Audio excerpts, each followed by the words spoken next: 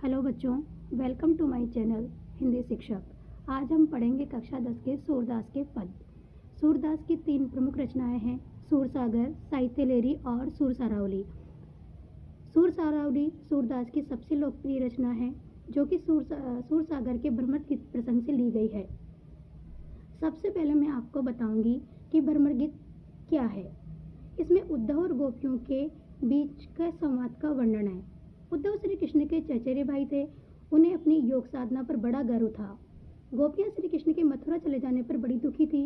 श्री कृष्ण जानते थे कि गोपियों के लिए श्री कृष्ण को भुला देना असंभव है। अतः उन्होंने उद्धव की योग साधना का अहंकार तोड़ने के लिए उन्हें गोपियों के पास भेजना सबसे अच्छा उपाय लगा। तब उन्होंने उद्धव को गोपियों के पास श्री कृष्ण को बुलाकर योग साधना को अपनाने का संदेश भेजा।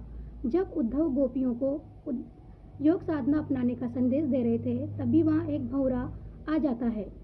तभी गोपियाँ उद्धव को भ्रमर कहकर संबोधित करती है।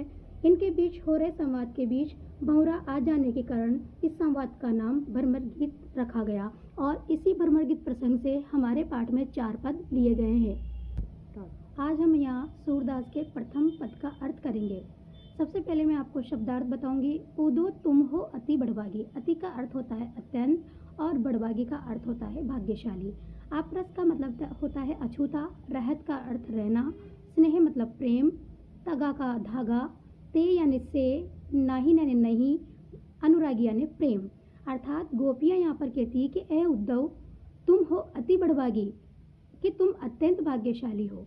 गोपियाँ यहाँ पर उद्धव को पर व्यंग्य करती हुई कहती है, क्योंकि उद्धव श्री कृष्ण के पास रहते हैं और फिर भी वो प्रेम का अनुभव नहीं कर पाए हैं।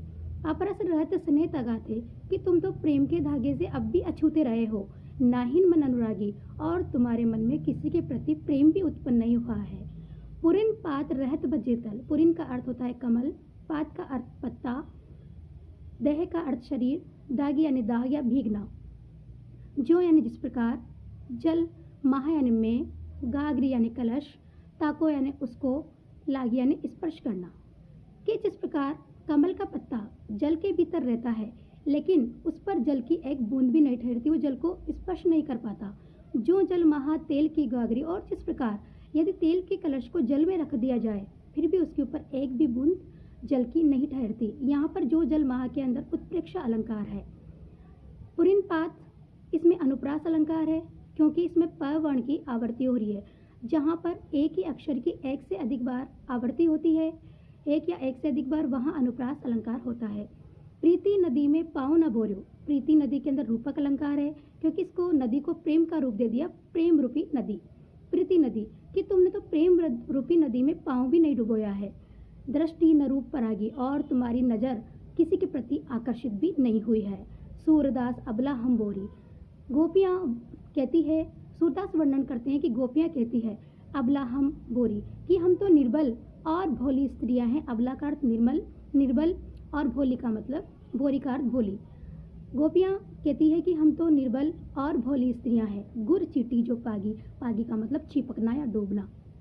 कि जिस प्रकार चींटियाँ गुड़ की मिठास को देखकर उसके चिपक जाती है और उससे दूर नहीं होती, उसी प्रकार हम तो श्री कृष्ण के प्रेम में डूब गए हैं।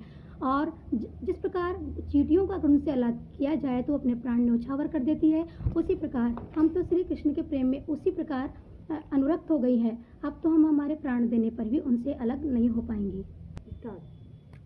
जब श्री कृष्ण गोपियों को छोड़कर मथुरा चले जाते हैं, जो कि मैं आपको पहले ही बता चुकी हूँ, तब गोपियाँ उद्धव से कहती है मन की मन ही मांझ रही, कि हमारी मन की बात मन में ही रह गई है। कही है जाई कौन पे उदो। जाई का अर्थ जाकर, कौन पे यानी किसको, नहीं यानी नहीं, परत यानी शक्ति। कि है उद्धव, अब हम अपनी मन की बात किससे जाकर कहें। ये हम अपनी मन की बात किसी को जाकर भी नहीं कह सकती। अवधि यानी समय। आधार यानी सहारा। आवन यानी आना। तन यानी शरीर। बिथा यानी दुख। सही यानी सहन करना। अवधि, आधार, आस, आवन की अब तक तो हमें श्री कृष्ण की आशा थी, आने की आशा थी, अर्थात मथुरा से लौट आने की आशा थी। इसलिए तन मन बिथा सही, इसलिए हम तन मन की व्यथा को अर्थात दुख को सहन कर रही थी।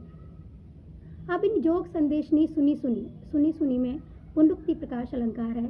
पुनरुक्ति प्रकाश अलंकार वहाँ होता है जब एक ही शब्द की आवृत्ति दोबारा होती है। यहाँ सुनी सुनी 2 बार आया है, इसलिए यहाँ पर पुनरुक्ति प्रकाश अलंकार है।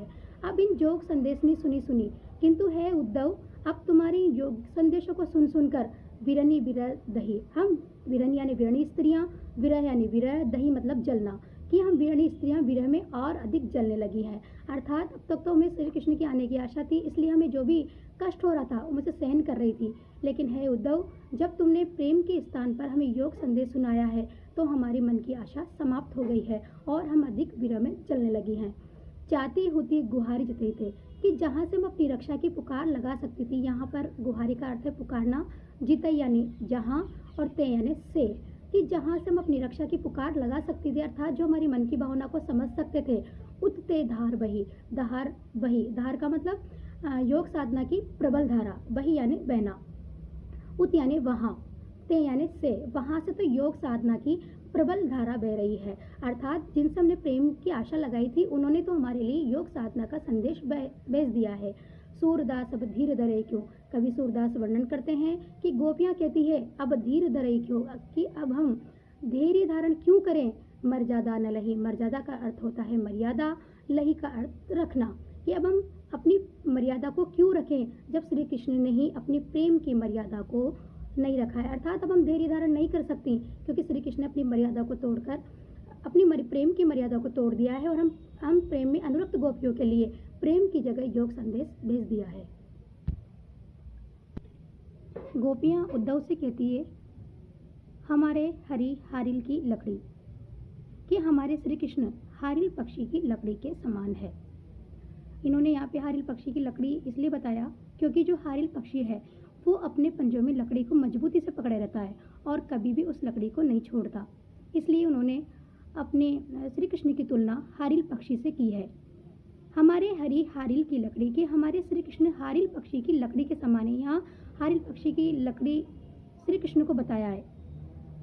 मन कर्म वचन नंद नंदन और ये डड कड़ कड़, कि हमने तो कर्म यानी कर्म, वचन यानी वचन, नंद नंदन यानी नंद जी के पुत्र अर्थात श्री कृष्ण, और यानी हृदय, डड यानी मजबूती से, पकड़ यानी पकड़ना, कि हमने तो श्री कृष्ण को अपने मन कर्म वचन से नंद बाबा के पुत्र अर्थात श्री कृष्ण को, और यानी हृदय, हृदय के अंदर डड करी पकड़ी मजबूती से पकड़ लिया है। जागत यानी जागना, सोवत यानी सोना, दिवस निशी यानी रात दिन, काना काना यानी श्री कृष्ण। यहाँ भी पुनरुक्ति प्रकाश अलंकार है क्योंकि यहाँ काना काना का 2 बार आवृत्ति हुई है। जकर यानी रटना, कि हम तो जागते सोते स्वप्न में दिन रात काना काना की रट लगाई रहती है। सुनत जोग लागत है ऐसो, जोग यानी योग साधना, जो करुई ककड़ी, जो यानी जैसे, करू यानी कड़वी, कि हमें तो आपके योग संदेश कड़वी ककड़ी के समान लगते हैं। अर्थात जिस प्रकार कड़वी ककड़ी को खाकर मन मुंह कड़वाहट से भर जाता है, उसी प्रकार आपके योग संदेशों को सुनकर हमारा हृदय कड़वाहट से भर गया है। सू तो व्याधि, सू यानी उस पर, व्याधि यानी रोग, हमको यानी हमारे लिए, कि उस पर आप हमारे लिए ऐसी योग साधना रूपी बीमारी ले आए हैं जिसके बारे में हमने न तो देखा है न सुना है, और करी का अर्थ होता है अनुभव करना, और न हमने अनुभव किया है। ये तो सूरत नहीं ले सो पर। सूरदास वर्णन करते हैं कि गोपियाँ उद्धव पर व्यंग्य करती हुई कहती है ये तो सूरत नहीं ले सो को, कि हे उद्धव, ये योग साधना रूपी बीमारी तो आप उनको ले जाकर सौंपो जिनके मन चक्री, चक्री यानी चंचल, एक जगह स्थिर रहने वाला, कि जिनका मन चक्री के समान चंचल हो, जो अर्थात जो एक स्थान पर स्थिर न रहो। हमारा मन तो श्री कृष्ण में एक जगह स्थिर हो गया है, इसलिए हम उन्हें बुलाकर इस योग साधना को नहीं अपना सकती। अब हम पढ़ेंगे सूरदास का चौथा और अंतिम पद।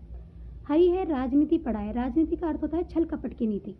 जब श्री कृष्ण ने मथुरा से वापस न लौटकर उद्धव के साथ योग संदेश भेज दिया, तब उनके विरह में व्यथित गोपियों ने उद्धव से कहा कि हरि है राजनीति पढ़ाए, कि श्री कृष्ण ने अब छल कपट की नीति को अपना लिया है।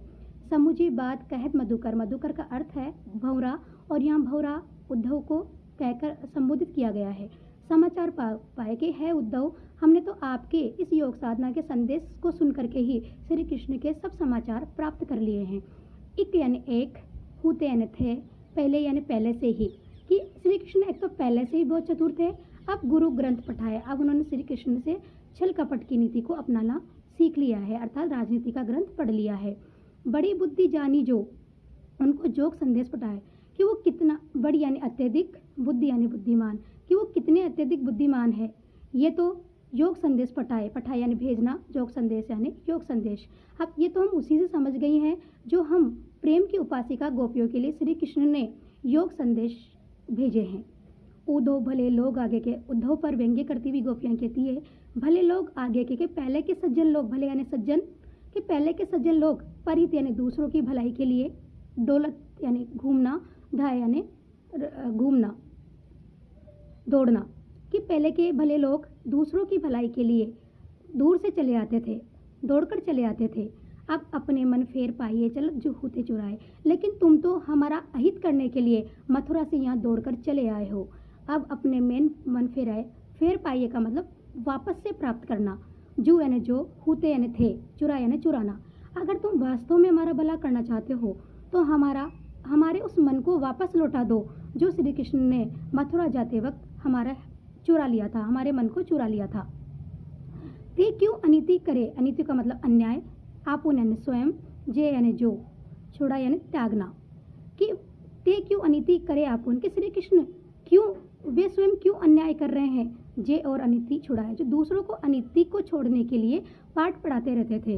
राजधर्म तो ये सूरदास जी वर्णन करते हैं कि गोपियां कहती है राजधर्म तो, राज यानी राजा, धर्म यानी धर्म, कि राजा का सच्चा धर्म तो ये होता है जो प्रजा नहीं जाए सताए, प्रजा यानी जनता, सताए यानी दुख पहुंचाना, जो अपनी प्रजा को किसी भी परिस्थिति में दुख नहीं पहुंचाए। लेकिन श्री कृष्ण ने तो हमारे लिए, हम प्रेम की उपासिकाओं के लिए योग साधना का संदेश भेजकर हमें बहुत दुख पहुंचाया है।